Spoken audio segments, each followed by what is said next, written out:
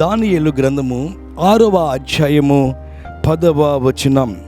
ఇట్టి శాసనము సంతకము చేయబడినని దానియేలు తెలుసుకునినను అతడు తన ఇంటికి వెళ్ళి యథాప్రకారముగా అనుదినము ముమ్మారు మోకాళ్ళుని తన ఇంటి పై గది కిటికీలు యెరూషలేము తట్టునకు తెరవబడి ఉండగా తన దేవునికి ప్రార్థన చేయుచు ఆయనను స్తుతించుచు వచ్చెను. పిల్లరా, బబులోను అనే దేశాన్ని దర్యావేషు అనే రాజు పరిపాలన చేశాడు.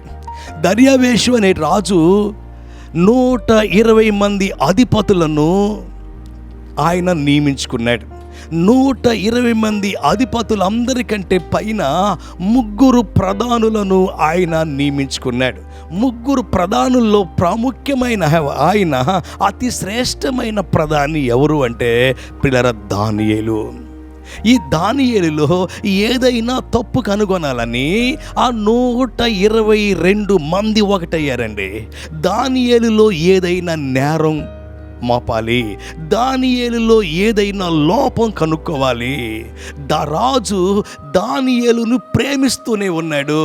రాజు దానియేలుని ప్రాముఖ్యమైన వ్యక్తిగా చేశాడు అని, ఆయనలో ఏదైనా తప్పు కనుక్కోవాలి అని ఈ 122 మంది ఒకటైపోయారు. దేవుని బిడ్డలారా, అదిగో చెడు కూడా పిల్లరా, చెడుకి ఎంతమంది కలిసిపోయారో ఒక వ్యక్తి మీద నేరం మోపటానికి 122 మంది ఒకటైపోతే దావీదు ఒక్కడేనండి. దేవుని బిడ్డరా, ఒక్కడే మిగిలిపోయాడు.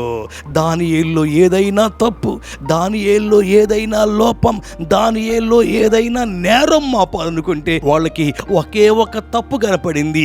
ఏమిటి ఆ తప్పు అంటే దేవునికి ప్రార్థన చేయటం. ఈనాడు చాలా మంది అంతేనండి, బైబిల్ పట్టుకోవటం చాలా మందికి నేరం అయిపోతూ ఉంది. అదిగో కుటుంబంలో ప్రార్థన చేసుకోవటం చాలా మందికి నేరం అయిపోతూ ఉంది. ఈ 122 మంది దర్యావేషు రాజు దగ్గరికి వెళ్ళి రాజుగారితో చెబుతున్నారు, రాజా 30 దినాలు మీకే సాగిలి పడాలి, ఏ మనిషికి ఏ దేవుడికి మొక్కకూడదు, ఒకవేళ మొక్కితే నీకే మొక్కాలి రాజా అని ఒక శాసనం తయారు చేశారు. ఈ దేవుని బిడ్డలారా, ఎవరికి మొక్కకూడదు, ఎవరికైనా ఏ దేవుడికైనా మొక్కితే సింహాల బోనులో పడేయాలి. దేవుని బిడ్డలారా, అటువంటి సమయంలో దానియేలు చేసిన పని ఏమిటంటే ఇట్టి శాసనము సంతకము చేయబడినని దానియేలు తెలుసుకొని దేవునికి ప్రార్థన చేయటం మొదలుపెట్టాడు. దేవునికి సాగిలి పట్టం మొదలుపెట్టాడు.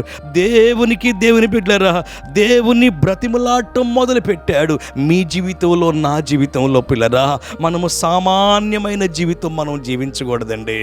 దేవుని బిడ్డలారా, దేవుని శక్తిని రుజువు చేసే బిడ్డలుగా మనం జీవించాలి. ఆదివారం చర్చికి వెళ్ళి, శనివారం చర్చికి వెళ్ళి, బుధవారం మనం చర్చికి వెళ్ళి దేవుని బిడ్డలారా అలా వెళ్ళాలి. కానీ సామాన్యమైన జీవితం జీవించకూడదండి. దానియేలు భక్తుడు సింహాల బోనులో వేస్తారని తెలిసిన దానియేలు భక్తుడిని దేవుని బిడ్డలారా, అదిగో శిక్ష వేస్తారని తెలిసినప్పటికీ ఇట్టి శాసనము సంతకము చేయబడిన దానియేలు 3 సార్లు దేవునికి ప్రార్థన చేస్తున్నాడు. అబ్రహాం ఉదయాన్నే ప్రార్థన చేసేవాడు, ఇస్సాకు సాయంకాలం ప్రార్థన చేసేవాడు, యాకోబు భక్తుడు రాత్రి ప్రార్థన చేసేవాడు. తన పితరులు చేసిన ప్రార్థనను దానియేలు భక్తుడు చేయటం మొదలుపెట్టాడు. అందుకే దానియేలు దేవునికి ప్రియమైన వాడైపోయాడు. ఈరోజు ఈ వాక్యాన్ని వింటున్న పిల్లరా, మనము అసామాన్యమైన జీవితం జీవించకూడదు. గాయారంలాగా మనం జీవించకూడదు. మీరు నేను దేవుని శక్తిని రుజువు చేసేవారుగా పిల్లరా మనం ఉండాలి. లోకం ఏమనుకున్నా, లోకులు ఏమనుకున్నా, లోకమంతా ఒకటైనా మన పక్షంగా దేవుడున్నాడు. దేవుని బిడ్డరా, మన దేవునికి ఒక పేరుంది. ఆయన చూచున్న దేవుడు. మన దేవునికి ఒక పేరుంది. ఆ పేరు ఏమిటో తెలుస్తున్నా దేవుని బిడ్డరా, ఆయన మార్చేవాడు, మన స్థితి గతులు మార్చేవాడు. చీకటిని వెలుగ్గా మార్చేవాడు, అపజయాన్ని జయముగా మార్చగలిగిన దేవుడు. మీరు నేను దేవుని బిడ్డరా దేవుని శక్తిని రుజువు చేయాలా? అలా దేవుని శక్తిని రుజువు చేయాలి అంటే దేవుని బిడ్డరా 4 విషయాల్లో మనం బలంగా ఉండాలి. ఒకటి, ఉపవాస ప్రార్థన చేయాలండి. ఈ దానియేలు భక్తుడు బైబిల్ గ్రంథంలో 21 రోజులు ఉపవాసం ఉన్నాడండి. పిల్లరా 21 రోజులు ఉపవాసం ఉండండి అని చెప్పట్లేదు, కానీ వారంలో ఒక్క పూటైనా దేవుని బిడ్డరా మనం ఉపవాస ప్రార్థన చేయాలండి.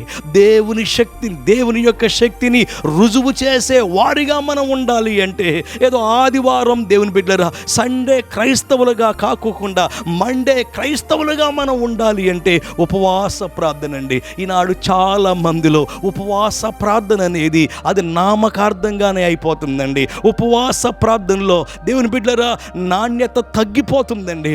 దేవుని బిడ్డరా ఉపవాసం అంటే మనము కొంత సమయాన్ని ప్రత్యేకపరుచుకొని దేవుని స్వరాన్ని వినాలి.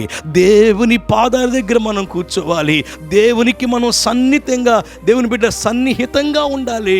రెండవది, దేవుని శక్తిని రుజువు చేసే వారుగా మనం ఉండాలి అంటే దేవుని బిడ్డరా మన ఘనమైన నామాన్ని, ప్రభు యొక్క నామాన్ని మనం స్తుతించాలి. దేవుని బిడ్డరా మనము స్తుతించాలా. 10 మంది కుష్ఠరోగులు బాగుపడితే దేవుని బిడ్డరా 10 మంది కుష్ఠరోగులు స్వస్థత పడితే చివరికి దేవుణ్ణి మర్చిపోయారండి. ఒక్క సమరయుడు మాత్రం గొప్ప శబ్దముతో దేవుణ్ణి స్తుతించాడు.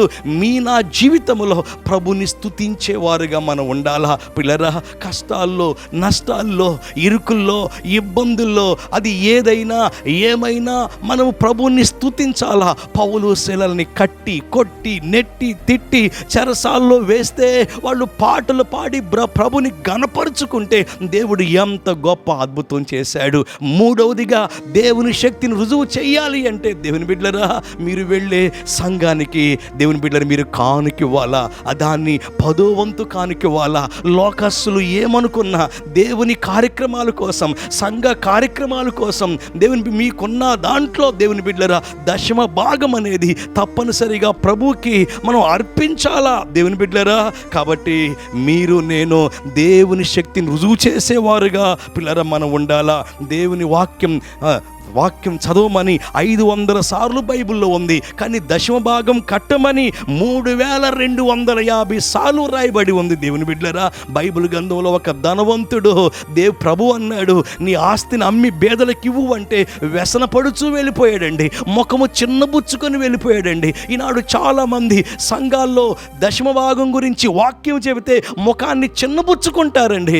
కానీ బైబిల్ గ్రంథంలో దేవుని బిడ్డలరా అదిగో దేవునికి కుటుంబాలన దేవుని ఆశీర్వాదం అండి. ఏదో ఆదివారం వెళ్ళి రావటమే కాకోకుండా సంఘ కార్యక్రమాల కోసం, అనేక మందిని ప్రభు వైపు తిప్పటం కోసం, కొంతమంది బేదలకు సహాయం చేయటానికి మన గుప్పిళ్ళు ఇప్పాలి. దేవుని బిడ్డలరా 4వది నా జీవితంలో ఇతరులకు సువార్తను దేవుని బిడ్డలరా మనము ఇతరులకు ప్రకటించేవారుగా మనం ఉండాలి. దేవుని బిడ్డలరా మనం ఇతరులకు సువార్త మనం ప్రకటిస్తూ ఉంటే ఇష్టంగా వినేవాళ్ళు కొంతమంది ఉంటారు, మనల్ని వ్యతిరేకించే వాళ్ళు ఉంటారు, మనల్ని తృణీకరించే వాళ్ళు ఉంటారు. కానీ మనతో పరిచయం ఉన్న వారిని పరలోక రాజ్యం వైపు మనం తీసుకెళ్ళాలి. ఎందుకంటే ఇతరులు నరకానికి వెళ్ళటం దేవుని బిడ్డలరా మనకి ఇష్టం లేదు. కాబట్టి మనము ఆ ప్రభు రాజ్యంలో యుగయుగాలు ఉండాలి అంటే యేసు ప్రభు పరలోకానికి మార్గం. దేవుని బిడ్డలరా దేవుని శక్తిని రుజువు చేసేవారుగా మనం ఉండాలి.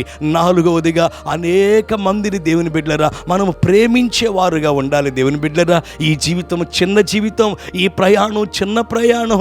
ఈ ప్రయాణంలో దేవుని బిడ్డలరా శత్రువులు మనకుంటారు, మనల్ని బాధించే వాళ్ళు ఉంటారు, మనల్ని తృణీకరించే వాళ్ళు ఉంటారు, మనల్ని ఎగతాళి చేసే వాళ్ళు ఉంటారు. మీరు నేను వాళ్ళ వైపు చూడుకోకుండా దేవుని బిడ్డరా ప్రేమనే కోరుకుంటుంది. మనం ఇతరులతో ప్రేమగా ఉండాలని దేవుని యొక్క వాక్యం సెలవిస్తూ ఉంది. సోక్రటీస్ దేవుని బిడ్డరా 40 సంవత్సరాలు బోధించాడు, ప్లేటో 50 సంవత్సరాలు బోధించాడు, అరిస్టాటిల్ 40 సంవత్సరాలు బోధించారు. కానీ యేసు ప్రభువు ఈ ప్రపంచంలో 3.5 సంవత్సరాలే బోధించాడండి. ప్రపంచాన్ని ప్రభావితం చేశాడు. దేని ద్వారా?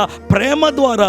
కత్తితో అలెగ్జాండర్ దేవుని బిడ్డరా ప్రపంచాన్ని జయించాలనుకున్నాడు. తుపాకీతో అలెగ్జాండర్ దేవుని ప్రపంచాన్ని తుపాకీతో హిట్లర్ ప్రపంచాన్ని జయించాలనుకున్నాడు, కానీ ప్రేమతో యేసు ప్రభు ప్రపంచాన్ని జయించాడు. దేవుని బిడ్డలారా, ఈ 4 లక్షణాలు మనం కలిగి ఉందాం. సాధారణమైన జీవితం మనం జీవించుకోకుండా దేవుని శక్తిని రుజువు చేసేవారుగా ఉందాం. దేవుడి మాటలు దీవించునుగాక. ఆమేన్. ప్రేమగల తండ్రి, మేము సాధారణమైన జీవితం జీవించుకోకుండా దేవుని నీ శక్తిని రుజువు చేసేవారుగా మేము ఈ భూమి మీద ఉండటానికి సహాయం దయచేయమని యేసు నామమున అడుగుచున్నాం తండ్రి. ఆమేన్.